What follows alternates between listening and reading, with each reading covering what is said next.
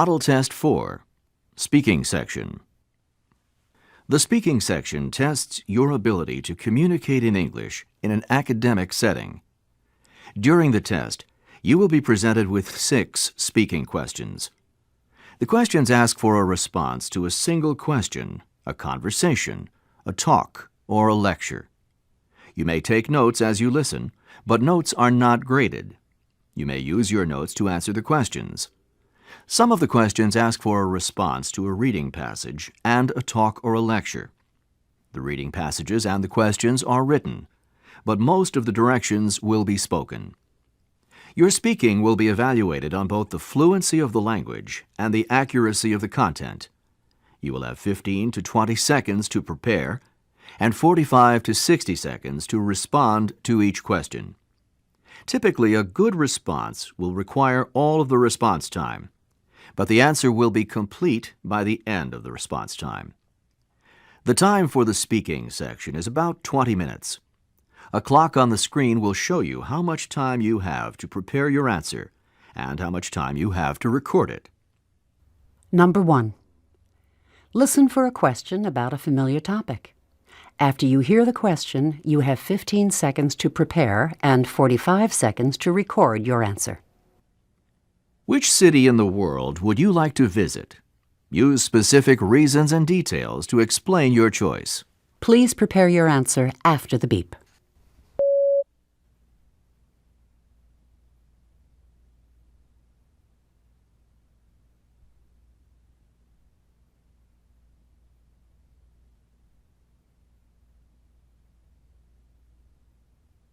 Please begin speaking after the beep.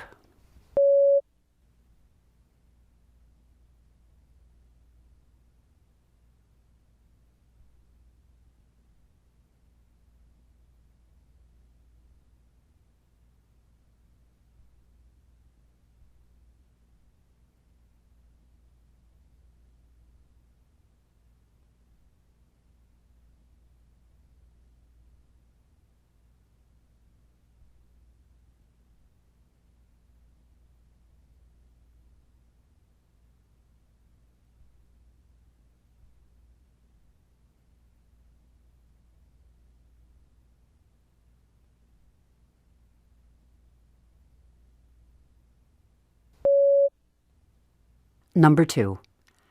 Listen for a question that asks your opinion about a familiar topic.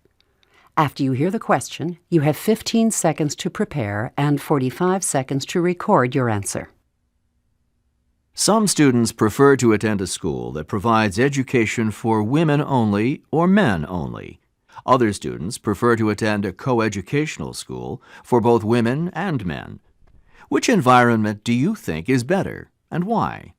Use specific reasons and examples to support your opinion. Please prepare your answer after the beep.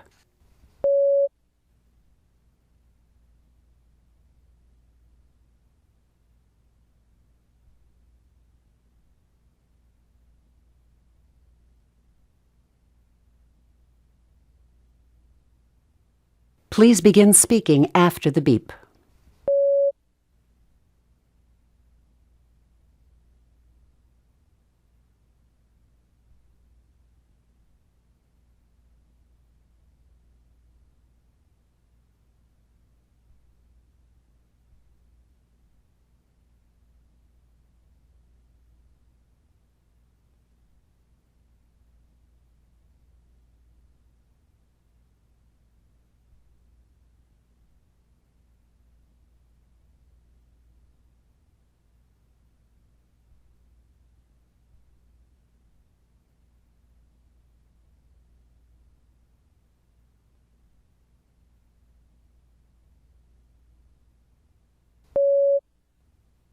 Number 3.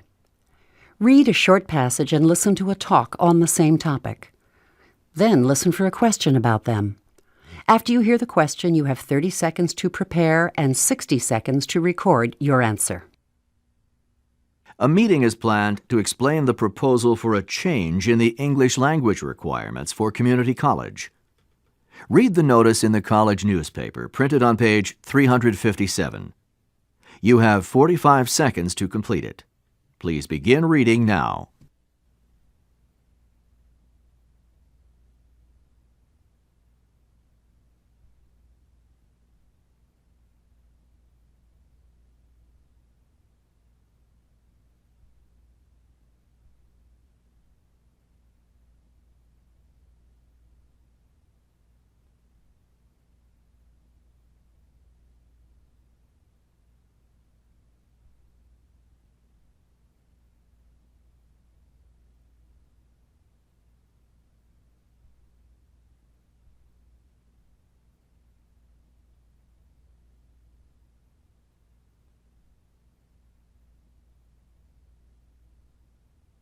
Now listen to a student who is speaking at the meeting. She is expressing her opinion about the policy for international students. I think that this is a good policy because sometimes international students don't do well on an English test, but they're still good students in their major field, so they can probably succeed with a lower score on the TOEFL.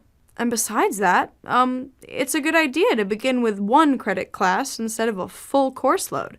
I mean, studying part-time while finishing the language classes will provide more of a transition into regular courses. Also, after several semesters in the English Language Institute, most international students become impatient. And this opportunity to begin regular classes, it would increase their motivation toward the end of their language program. The student expresses her opinion of the policy for international students. Report her opinion and explain the reasons that she gives for having that opinion. Please prepare your answer after the beep.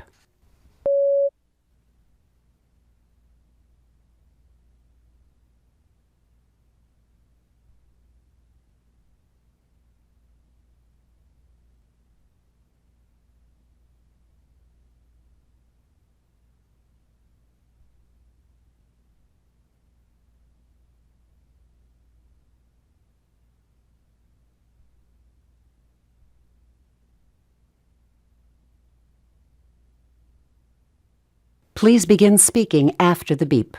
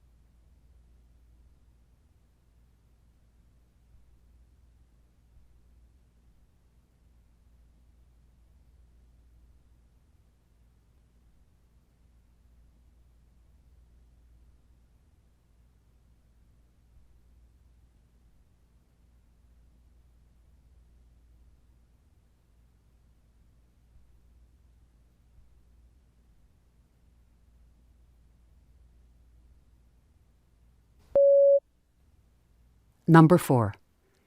Read a short passage and then listen to part of a lecture on the same topic. Then listen for a question about them. After you hear the question, you have 30 seconds to prepare and 60 seconds to record your answer. Now read the passage about myths and legends printed on page 358. You have 45 seconds to complete it. Please begin reading now.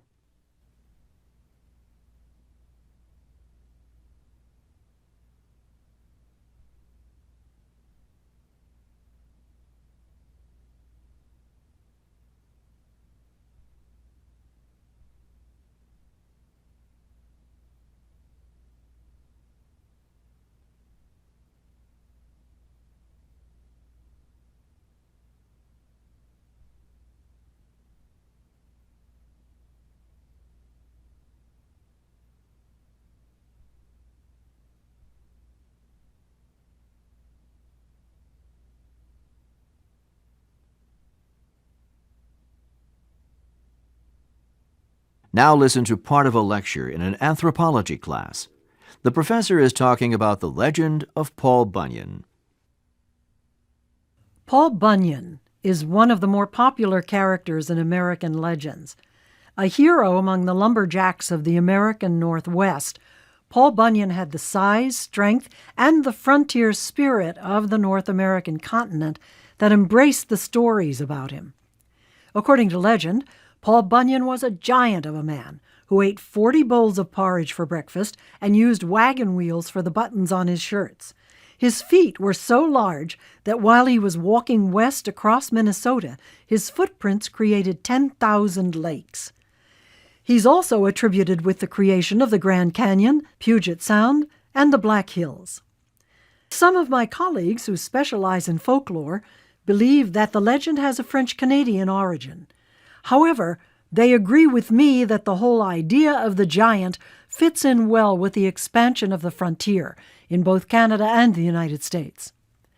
The legend was retold and embellished in the logging camps of Michigan, Wisconsin, and Minnesota. Some of the earliest publications are found in the Detroit News-Tribune in 1910. Using the main points and examples from the reading, explain the differences between myths and legends. Then refer to the lecture to explain why Paul Bunyan would be considered a legend. Please prepare your answer after the beep.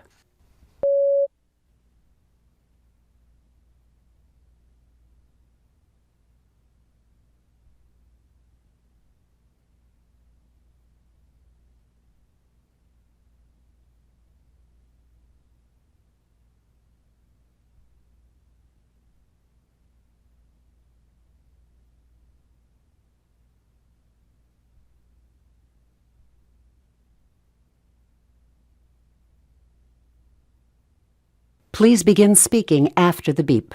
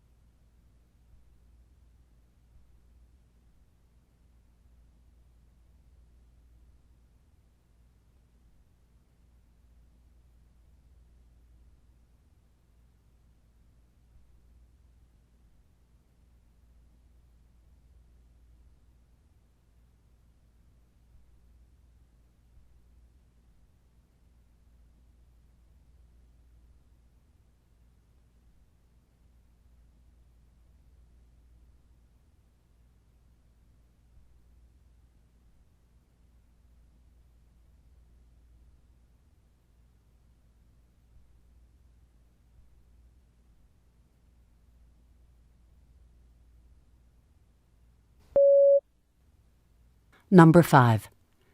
Listen to a short conversation. Then listen for a question about it. After you hear the question, you have 20 seconds to prepare and 60 seconds to record your answer. Now listen to a conversation between a student and her advisor. So I really like my roommate. I mean, we get along great, and she's a good student. We take a lot of the same classes and we study together, but, well, I have a problem, and I just don't seem to be able to deal with it. Okay, what's the problem? You see, she has a boyfriend in Florida, and she calls him on my cell phone. Then you have a bill for the extra minutes at the end of the month. Exactly, and I really can't afford it.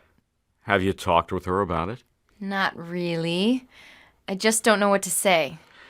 Well, I think you have a couple of options. You can tell her that you can't let her use your cell phone anymore, and you can offer to go with her to buy her own cell phone. That way she'll see that you're trying to help. That might work, but she'll probably still be upset. Or another possibility is you could let her use your cell phone if she pays you for the extra minutes that you've had to cover for her, and if she agrees to pay her share of all the bills from now on. Just tell her that you can't afford it. Describe the woman's problem and the 2 suggestions that her advisor makes about how to handle it. What do you think the woman should do, and why? Please prepare your answer after the beep.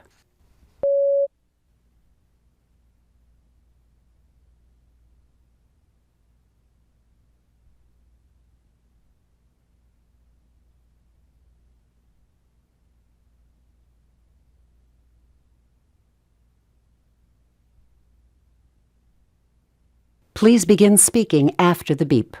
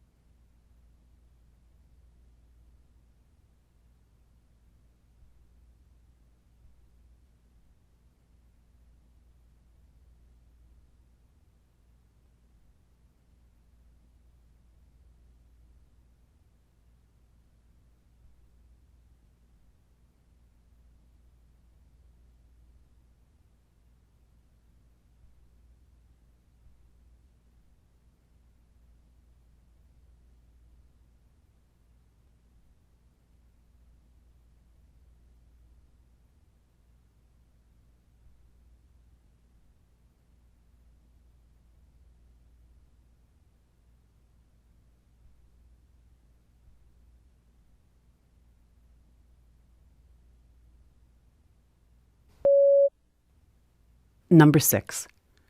Listen to part of a lecture. Then listen for a question about it. After you hear the question, you have 20 seconds to prepare and 60 seconds to record your answer. Now listen to part of a lecture in a biology class. The professor is discussing the types of habitats for wildlife found in cities. Although cities have not generally been associated with wildlife, there are many species that have become so much a part of the urban landscape that they are, for the most part, unnoticed neighbors. For example, in New York's Central Park, almost 300 species of birds have been identified. Urban parks certainly provide some of the world's safest and, in many ways, best wildlife habitats. And as the natural habitats shrink, well, these urban parks will become more and more important to the conservation of wildlife, including not only birds, but also freshwater animals and even small mammals. So, as you see, man-made areas are one important type of habitat in cities. But artificial structures in the urban landscape, these can also provide a home for animals that adapt to life in the city. For instance, chimney swifts are birds that originally lived in hollow trees, but now chimney swifts are commonly found in the long brick chimneys in factories or other vertical shafts in tall buildings. Think about it. A city has more chimneys than there are hollow trees in a forest of equal area. Consequently, these birds flock to the city. Another case of adaptation is the urban drainage system, which is usually made up of concrete ditches, and they naturally attract stream and marsh animals. Again, to use New York City as an example, probably 250 species of fish are found in the harbor, many of which make their way into the pools and ponds and ditches in the New York drainage system. In Boston, the Back Bay was actually designed to create habitats and attract marshland wildlife to the city. Using the main points and examples from the lecture, describe the two general types of habitats for wildlife found in urban areas. Please prepare your answer after the beep.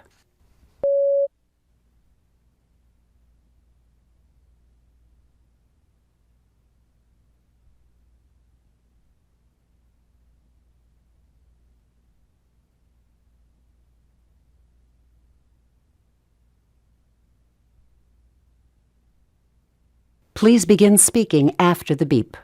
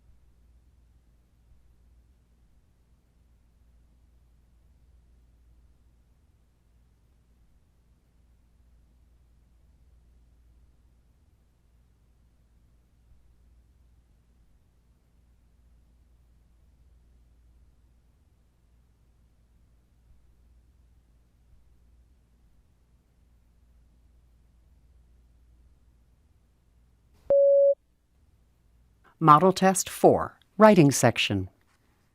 First, read the passage on page 361 and take notes.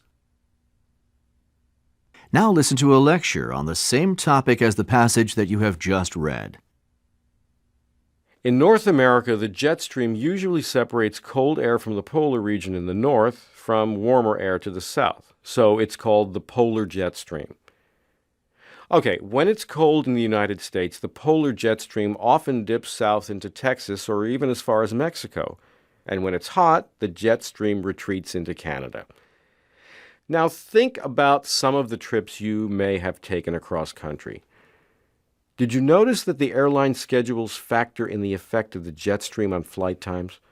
For example, if you were flying from Los Angeles to New York, the flight would be more than 1 hour shorter than your return trip from New York to Los Angeles. Why would this be so, do you think? Well, because a particularly strong jet stream can provide a strong tailwind that moves the plane along faster as it travels with the wind. But on the way back, the plane will encounter a headwind, and it will have to travel against the wind. So the flight will take longer. And the plane will also consume more fuel when it's traveling against the jet stream, and you'll probably also feel more turbulence. Besides that, the weather for your flight can also be affected by the jet stream because this strong current of air moves weather systems and storms around the world by pushing them forward, just like the tailwind that pushes your plane. Model Test 4, Example Answers. Example answer for independent speaking question 1. A city. If I could visit any city in the world, I'd like to see Rome, because I'm an architecture major, and it'd be exciting to see the structures in the old city, like the Colosseum and the Forum and temples. I'd also want to inspect the arches that define the perimeter of the old city. I think one of them is almost 2,000 years old, but it's still supposed to be quite beautiful and strong. In a book about Rome, I read that the streets in the old city are made of the original cobblestones laid in ancient times. So besides seeing the architecture, it'd be exciting to walk on the stones. I have a good imagination, and I'm sure I could visualize soldiers and philosophers, even if I'm looking at a lot of other tourists. Example answer for independent speaking question 2. Schools. I think a coeducational school is a better environment for both men and women because it's more representative of the world that they'll live in after they finish school. In modern society, men and women will compete for employment opportunities, so it's good practice to compete in classes. And men and women need to learn how to interact socially, and a coeducational school provides activities and social events where they can associate with each other in a somewhat supervised environment. So, I think if men and women are separated throughout their school life, it might be harder for them to work together and develop social relationships after they finish school. Example answer for integrated speaking question 3. English requirements. The college is considering a change in the TOEFL requirement. It would allow international students who score 5 points below the cutoff score of 80 to take a credit class while they're finishing their English courses in the English Language Institute. The student thinks that the new policy is a good idea because some students have problems taking a test, but they still have the capacity to succeed in their credit classes, especially in their major field. And students who qualify will have an academic advisor, so they'll be more likely to take a class they can handle. So she also suggests that a part-time schedule would give students a smoother transition into a full-time academic schedule, and it would also motivate students who've been in the institute for a long time, and they're getting tired of studying English.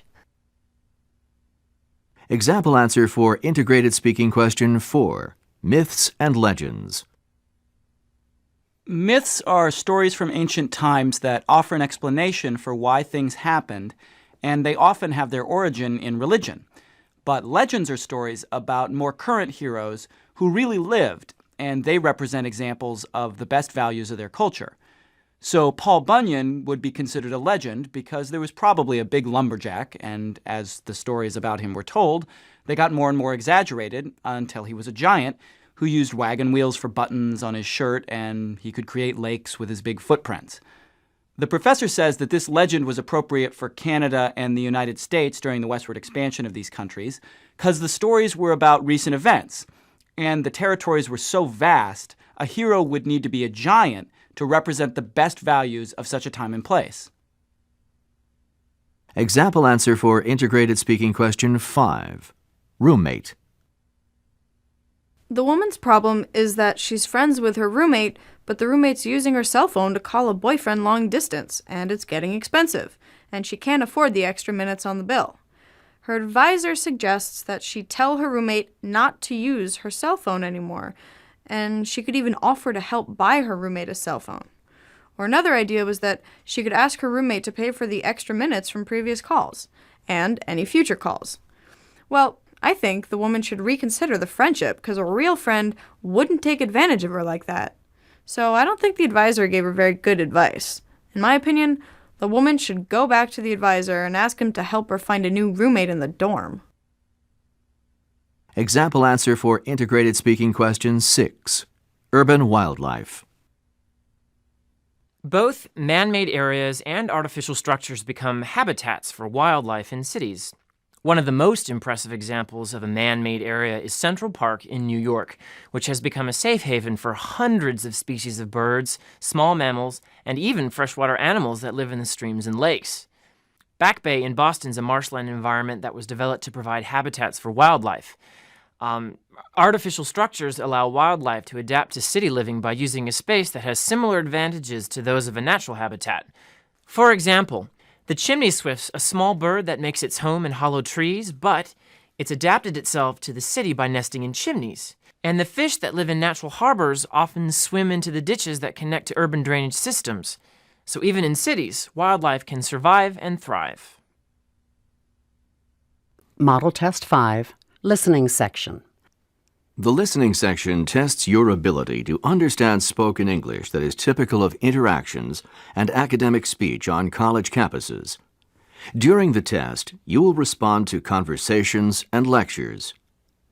This is the long format for the listening section. On the long format, you will respond to 3 conversations and 6 lectures. After each listening passage, you will answer 5 to 6 questions about it. Only 2 conversations and 4 lectures will be graded. The other conversation and lectures are part of an experimental section for future tests. Because you will not know which conversations and lectures will be graded, you must try to do your best on all of them. You will hear each conversation or lecture one time. You may take notes while you listen, but notes are not graded. You may use your notes to answer the questions. Choose the best answer for multiple choice questions. Follow the directions on the page or on the screen for computer-assisted questions. Click on Next and OK to go to the next question. You cannot return to previous questions. You have 25 to 30 minutes to answer all of the questions. A clock on the screen will show you how much time you have to complete your answers for the section. The clock does not count the time you are listening to the conversations and lectures. Listening 1, Professor's Office. Listen to part of a conversation between a student and a professor. Professor Collins, I'm really sorry. These are my daughters. They're twins. I wouldn't ordinarily bring them to an appointment, but the babysitter didn't show up, and I couldn't leave them. I didn't want to cancel. I hope it's okay. It's okay. I have 3 kids of my own, and I've been in the same situation. Thanks. Well, this shouldn't take much of your time. I really just have one question. All right. I'm having a problem understanding the difference between declarative memory and procedural memory. I think from my notes that they're both examples of, let me see. I have it down here. Declarative and procedural memory are 2 broad types of memory circuits in long-term memory. That's right, but you need to distinguish between them. Exactly. Okay, well, declarative memory is a memory that links us to a fact, like a name or a date or even an experience. So when I remember a professor's name when I see him, that's declarative memory? Yes, at its most basic level it is. But declarative memory also includes problem solving. Like today, when you decided to bring your daughters to my office, you were using declarative memory to access previous experiences and facts that would allow you to make a decision. Oh, right. I remember your example in class. That makes sense now. You were talking about problem solving by recalling experiences. But wasn't that episodic memory? Very good. Yes, it's called episodic memory. But declarative memory includes episodic memory, which is the ability to access prior experiences or personal episodes in our life, usually for the purpose of making a decision or solving a problem. So episodic memory is a subcategory of declarative memory, so to speak. And semantic memory is just the storehouse of facts that we have in our memory circuits. Which is also a subcategory of declarative memory? Precisely. Okay, then procedural memory doesn't include facts or experiences. Not directly, no. Procedural memory refers to skills that we've learned and are now remembering in order to perform the skill without really thinking much about it. Like, for example, riding a bike, or do you play a musical instrument? Piano, sort of. Not really. Okay. Well, when you ride a bike then, you aren't thinking about the name of every part of the bike and how to use the handlebars or the pedals, or at least not consciously. No. But at some level, you are remembering how to do these things, so you're using your memory. And that'd be procedural memory. Yes, it would. Okay, then. That's why you said that declarative memory can be more rapidly learned, but it can also be more rapidly forgotten. Because a fact can come and go in the memory. But procedural memory takes repetition and practice, so it's harder to unlearn. I'm not saying that very well. But you have the idea. Often with declarative memory, you're consciously trying to remember. But with procedural memory, you're performing a skill without consciously trying to recall how, without each step in the process. That's what I mean, but... Yes? Well, I was thinking about language when my girls were learning to talk. Oh, I see where you're going. You want to know whether language learning is declarative or procedural. Yeah. What do you think? I was thinking that maybe it's both. Because you have to memorize vocabulary, but eventually it's more like a skill, like riding a bike. Because you don't think about each individual word. It's more automatic. Do you see what I mean? A very good analysis. I think you've got this. Okay. Well, thanks a lot. And if you ever need to ask me a question and it's hard to get in to see me, just drop me an email. I thought about that, but... Look, I'm always glad to see you, but I answer a lot of questions like this by email every day. And if it's easier for you, that's fine with me. That's very kind of you. Thank you so much. 1. Why does the woman go to see her professor?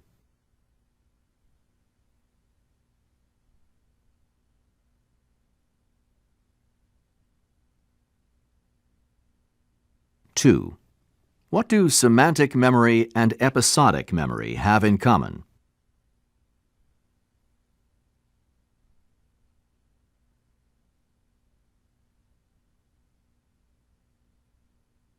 Three. When the professor gives the example of riding a bicycle, what kind of memory is he referring to?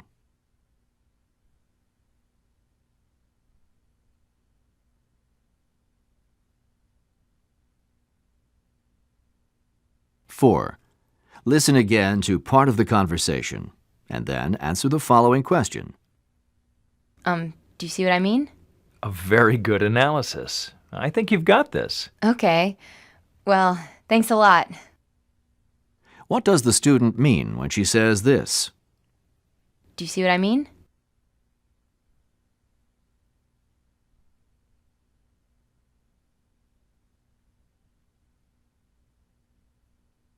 Five. What does the professor suggest?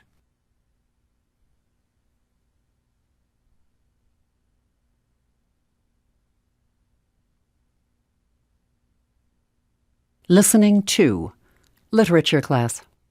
Listen to part of a discussion in a literature class. Today, we're continuing our discussion of Gulliver's Travels by Jonathan Swift. We left off last session at the point where Gulliver began his fourth voyage as the captain of a merchant ship. As you'll recall, his crew had confined him and cast him ashore on an island. While making his way along a road, he was attacked by a herd of deformed beasts with brown skin and no tails. But suddenly, the attack was interrupted by the appearance of a beautiful horse. And this is where we left off. So what happens next? Well, another horse comes along, and they appear to be having a conversation. The two horses, I mean. And they keep using the words Yahoo and Houyhnhnm. So Gulliver is able to understand that Yahoo refers to the animals that attacked him, and Houyhnhnm refers to the horses. Then Gulliver goes home with the horses. And what is Gulliver thinking about while he's observing the Yahoos and the Houyhnhnms? Oh, this was good. He starts to understand that the only difference between himself and the Yahoos is his clothing. But he's horrified by this. So we see him trying to be more like the horses. How do you know that he's striving to emulate the Houyhnhnms? Well, he learns their language so he can communicate with them. Right. So this brings us to the most important part of the narrative, the comparison between the Yahoos and the Houyhnhnms. First, tell us how the Yahoos are portrayed. What do they eat? How do they look? Well, I think the author used the word depraved several times. They eat dog and donkey meat and even garbage, and they drink too much. And he says they're filthy and they stink. So their behavior, the Yahoo's behavior, is neither rational nor moral. Now take a look at the description of the Yahoos that Gulliver has known in England. Let me refer to the book here.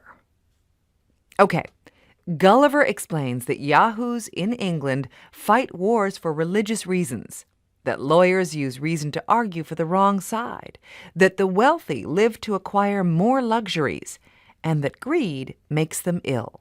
By this we assume that he's referring to the rich gourmet diet that causes gout and other health problems among the upper classes.